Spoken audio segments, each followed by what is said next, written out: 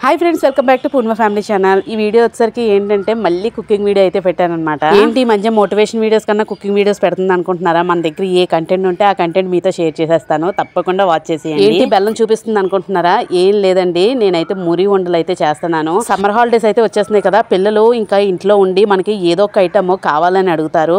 అస్తమానికి బయటనైతే కొని తీసుకొచ్చి పెట్టలేం కదా, అందువల్ల మనం ఏదో ఒకటి ఇంట్లో అయితే చేసి పెట్టుకుంటాము। ఇదైతే మంచి ఆప్షన్ అని అనుకోవాలి। చాక్లెట్స్ ప్లేస్లోని చక్కగా ఇలాంటి ఇస్తే పిల్లలు హ్యాపీగా అయితే తినేస్తారు।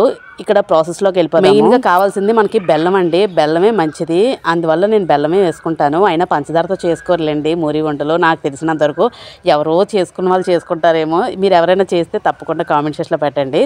కొంచెం వాటర్ అయితే వేసుకొని నేనైతే బెల్లాన్ని ఇలా అయితే పెట్టుకున్నాను।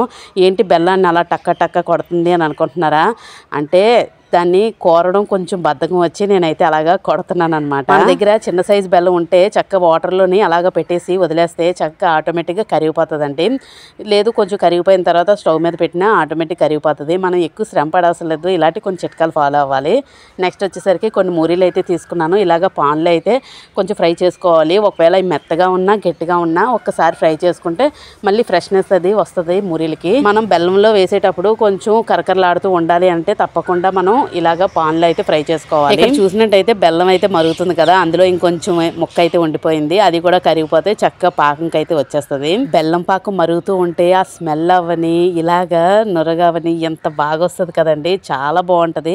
అసలు బెల్లం అనేది హెల్త్కి చాలా మంచిది, కానీ ఈ మధ్యకాలంలో బెల్లం కూడా బాగా కల్తీ చేసేస్తున్నారు। మనం ఓ పక్కనే బెల్లం అయితే మరగబెట్టుకుంటూ అది పాకం వచ్చేసరికి వెంటనే ఇలాగా ఫ్రై అవుతున్నవే వెయ్యాలండి, మళ్ళీ చల్లారిపోతే కొంచెం మళ్ళీ మెత్తబడిపోయే ఛాన్స్ ఉంటుంది।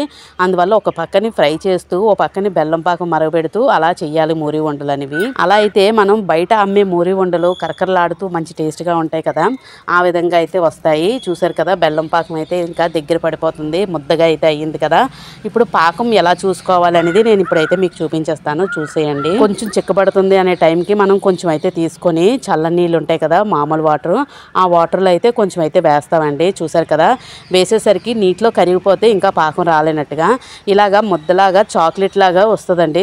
చూసారు కదా, మన చేతికైతే ఒక ముద్దలాగా అయితే బంకలాగా అంటుకుంటుంది కదా, ఆ విధంగా ముద్రపాకం అయితే గట్టిగా ఉంటుందండి। అంత గట్టిగా మనకు అవసరం లేదు, మళ్ళీ తినలేము, మన పళ్ళు ఇరిగిపోతాయి।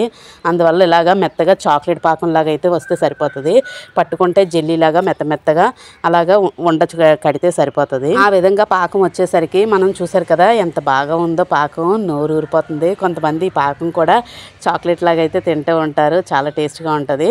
ఇంకా అయిపోగానే ఈ మూరీలు అనేవి తీసుకొని వెంటనే అందులో కలిపేయాలి। కానీ ఎంత ఫాస్ట్ ప్రాసెస్ ఉండాలంటే, లేకపోతే మొత్తం ఆ పాన్కే మొత్తం అంటికిపోతుందండి మూరి అంతనా। చిన్నది చల్లారగానే మనం ఆ వేడికి తట్టుకొని వెంటనే ఉండలు అయితే చేసేయాలి, లేకపోతే గట్టి రాయిలాగా అయిపోతుంది, దాన్ని విడదీయలేము। ఇప్పుడు చూస్తున్నారు కదా, ఇప్పుడు మెత్తగా ఉంది కానీ వేడిగా ఉంది, మనం చెయ్యి వేయలేము। కొంచెం చల్లారింది వేడివేడిగా ఉంది అన్నప్పుడు కొంచెం బంకలాగా ఉంటుంది, వెంటనే చుట్టేసి పెట్టేస్తే ఆటోమేటిక్గా గట్టిగా తయారైపోతాయి। లేదు అంటే కొంచెం ఇబ్బంది అవుతుంది, ఎందుకంటే మళ్ళీ దాన్ని వేడి చేయాలి, ఆ ప్రాసెస్ కూడా ఉన్నది, అది కూడా చెప్తాను। ఇక్కడ వచ్చేసరికి నేను మొత్తంగా బాగా కలిసేలాగైతే పెట్టేసుకున్నాను। చాలా సింపుల్ అండి, అసలు చాలా ఫాస్ట్గా అయిపోయే ప్రాసెస్। పిల్లలు ఆకలి అనేసరికి మనం స్టవ్ మీద ఇలాగా పెట్టేసుకొని వెంటనే చేసి ఇచ్చేస్తే మంచి హెల్దీ ఐటెం కూడా। ఇలాంటివి మనం ఇంట్లో చేసి పెడితే పిల్లలు కూడా ఇష్టంగా తింటారు। బయట అనేవి చాలా అన్హెల్దీ అనమాట, మనకి ఎప్పుడో వీలు కుదరలేనప్పుడు అయితే మనం బయట పెడతాం, కానీ అస్తమానికి అదే పని అంటే మనకి మన పిల్లలకి హెల్త్ అయితే పాడైపోతుంది, అదొకటి గుర్తుపెట్టుకోండి। చూసారు కదా, ఇంకా స్టవ్ అయితే కట్టేస్తున్నాను, ఎందుకంటే ఇంకా బెల్లం అనేది కరెక్ట్గా పట్టేసింది।